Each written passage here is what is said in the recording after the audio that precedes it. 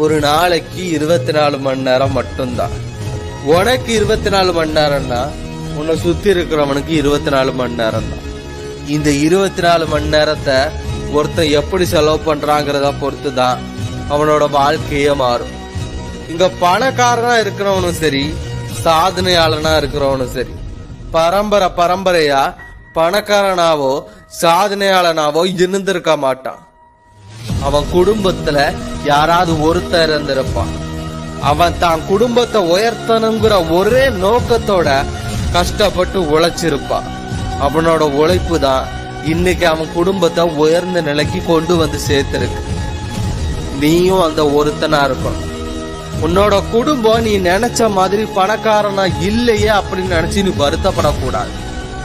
உன்னோட பையன் நாளைக்கு உன்னோட நிலைமையில இருக்க கூடாது அப்படின்னா அதுக்கு கஷ்டப்பட்டு உழைச்சி உன் குடும்பத்தை மேல கொண்டு சேர்க்கிறது உன்னோட கடமை.